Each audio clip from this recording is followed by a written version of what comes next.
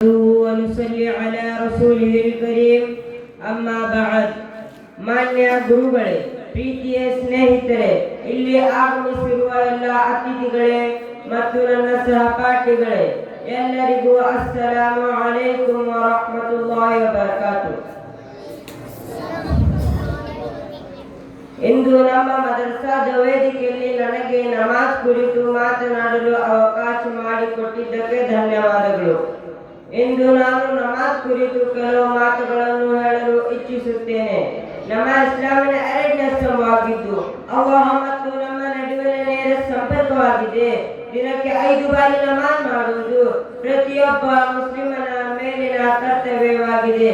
ಪ್ರವಾದಿ ಮುಹಮ್ಮದ್ ಸಲ್ಲಲ್ಲಾಹು ಅಲೈಹಿ ವಸಲ್ಲಂ ಅವರು ಹದೀಸ್ನಲ್ಲಿ ಹೇಳುತ್ತಾರೆ, ಒಬ್ಬನ ಮನೆ ಮುಂದೆ ನದಿ ಹರಿಯುತ್ತಿದ್ದು ಅವನ ದಿನಕ್ಕೆ 5 ಬಾರಿ ಆ ನದಿಯಲ್ಲಿ ಸ್ನಾನ ಮಾಡಿದರೆ ಅವನ ದೇಹದ ಮೇಲೆ ಮಲಿನತೆ ಉಳಿಯುತ್ತದೆ.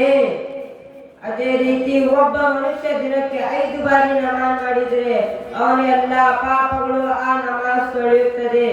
ನಮಾಜ್ ನಮಗೆ ಶಿಸ್ತು, ಶುದ್ಧತೆ ಮತ್ತು ಸಮಯ ಪಾಲನೆಯನ್ನು ಕಲಿಸುತ್ತದೆ.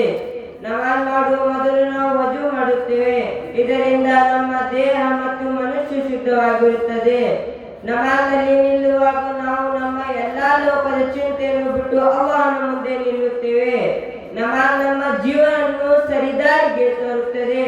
ಅದು ನಮಗೆ ಕೆಟ್ಟ ಕೆಲಸಗಳಿಂದ ದೂರ ಇಡುತ್ತದೆ ಮತ್ತು ಸತ್ಯ, ಸಹನೆ ಹಾಗೂ ವಿನಯವನ್ನು ಕಲಿಸುತ್ತದೆ.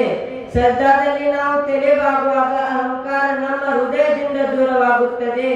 ಪ್ರೀತಿಯ ಸಹೋದರರೇ, ನಮಾಜ್ ನಮ್ಮ ಜೀವನದ ಅವಿಭಾಜ್ಯ ಅಂಗವಾಗಿರಲಿ. ಸಮಯಕ್ಕೆ ಸರಿಯಾಗಿ ನಮಾಜ್ ಮಾಡಿ ಅದರ ಮಹತ್ವವನ್ನು ಇತರರಿಗೂ ತಿಳಿಸೋಣ. ಅಲ್ಲಾಹ್ ನಮ್ಮೆಲ್ಲರಿಗೂ ಸರಿಯಾದ ಸಮಯಕ್ಕೆ ನಮಾಜ್ ಮಾಡುವ ಶಕ್ತಿಯನ್ನು ನೀಡಲಿ ಎಂದು ನಾನು ಅಲ್ಲಾಹನಲ್ಲಿ ಬೇಡಿಕೊಳ್ಳುತ್ತೇನೆ. ಎಲ್ಲರಿಗೂ ಧನ್ಯವಾದಗಳು. ಅಸ್ಸಲಾಮು ಅಲೈಕುಂ ವರಹ್ಮತುಲ್ಲಾಹಿ ವಬರಕಾತುಹು. ವಮಾ ಅಲೈನಾ ಇಲ್ಲಲ್ ಬಲಾಗ್. माशाअल्लाह, बहुत खूब। इस बच्चे ने कन्नड़ जुबान में बहुत अच्छी तकरीर पेश की है। अल्लाह इस बच्चे को खूब तरक्यात से नवाजे।